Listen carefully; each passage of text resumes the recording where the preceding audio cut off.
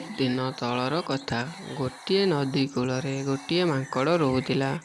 ସେ ମାଙ୍କଡ଼ର ଘର ନଦୀ ପାଖରେ ଥିବା ଜାମୁ ଗଛ ଉପରେ ଥିଲା, ଯେଉଁଥିରେ ଗ୍ରୀଷ୍ମ ଋତୁରେ ମିଠା ମିଠା ଜାମୁକୋଳି ହେଉଥିଲା। ତେଣୁ ମାଙ୍କଡ଼ର ଖରାଦିନ ଖୁବ୍ ମଜାରେ କଟୁଥିଲା। ସେହି ନଦୀର ଆରପଟେ କୁମ୍ଭୀର ଆଉ ତା'ର ସ୍ତ୍ରୀ ରହୁଥିଲେ।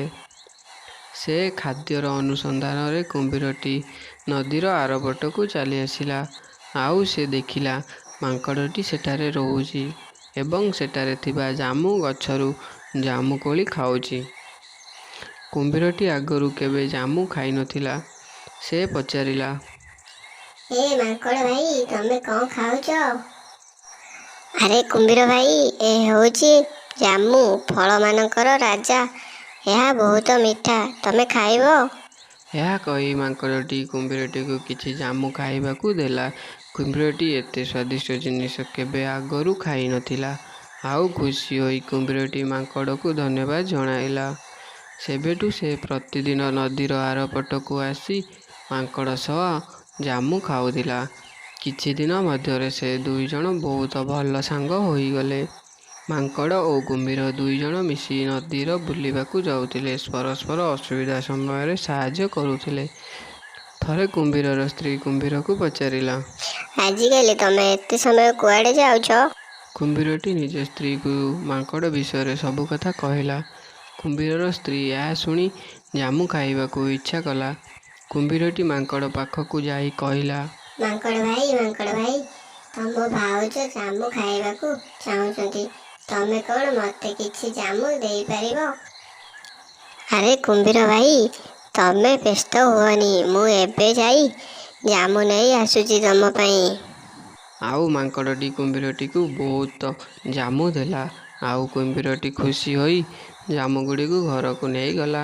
କୁମ୍ଭୀରର ସ୍ତ୍ରୀ ଜାମୁ ଖାଇ ବହୁତ ଖୁସି ହେଲା। ଆଉ ଜାମୁ ଖାଉ ଖାଉ ସେ କହିଲା, ଯିଏ ଏତେ ମିଠା ମିଠା ଜାମୁ ଖାଉଛି, ତାର କଲିଜା କେତେ ମିଠା ନ ହେଇଥିବ। ଏହା କହି କୁମ୍ଭୀରର ସ୍ତ୍ରୀ ଜିଦି କଲା କି ସେ ମାଙ୍କଡ଼ର କଲିଜା ଖାଇବ ବୋଲି। କୁମ୍ଭୀରଟି କିଛି ଉପାୟ ନ ପାଇ ଶେଷରେ ସେ ମାଙ୍କଡ଼ ପାଖକୁ ଗଲା ଆଉ କହିଲା, ମାଙ୍କଡ଼ ଭାଇ, ଆଜି ଆମ ଘରେ ଭୋଜି ଅଛି, ତମକୁ ଆଜି ଆମ ଘରକୁ ଯିବାକୁ ହେବ। ଏହାପରେ ମାଙ୍କଡ଼ଟି କୁମ୍ଭୀର ପିଠିରେ ବସି ପଡ଼ିଲା ଆଉ ନଦୀର ଆରପଟକୁ ଗଲେ। ଗଲାବେଳେ ମଝିରେ କୁମ୍ଭୀରଟି କହିଲା, ମାଙ୍କଡ଼ ଭାଇ, ବୁଝିଲ ନା, ମୋ ସ୍ତ୍ରୀ ତମ କଲିଜା ଖାଇବାକୁ ଜିଦି କଲେ, ସେଥିପାଇଁ ତମକୁ ଘରକୁ ନେଇ ଯାଉଛି। ଏହା ଶୁଣି ମାଙ୍କଡ଼ଟି ବହୁ ଡରିଗଲା। ସେ ନଦୀ ପହଁରା ବି ଜାଣିନି। ସେ ଗୋଟେ ଉପାୟ ଭାବିଲା ଆଉ କହିଲା, କୁମ୍ଭୀର ଭାଇ, ଏଇ କଥା ମୋତେ ଆଗରୁ କହିବା କଥା। ମୁଁ ମୋର କଲିଜାକୁ ଗଛରେ ରଖି ଆସିଛି। ଚାଲ ଚାଲ ଗଛ ପାଖକୁ।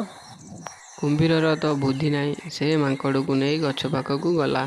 ଯେମିତି ଗଛ ପାଖରେ ହୋଇଛି, ମାଙ୍କଡ଼ଟି ଖପ୍ କିନା ଡେଇଁ ଗଛ ଉପରକୁ ଚାଲିଗଲା ଆଉ ବସିଲା। କୁମ୍ଭୀରଟି ଯେତେ ଡାକିଲା ସେ ଆସିଲା ନାହିଁ। ଏଥିରୁ ଆମେ ଶିଖିବାକୁ ପାଇଲେ କି ଖରାପ ସମୟରେ ନିଜ ଉପରେ ବିଶ୍ୱାସ ରଖି ବୁଦ୍ଧି ଖଟାଇଲେ ଆମେ ଯେକୌଣସି ପରିସ୍ଥିତିରେ ମଧ୍ୟ ସାମ୍ନା କରିପାରିବା।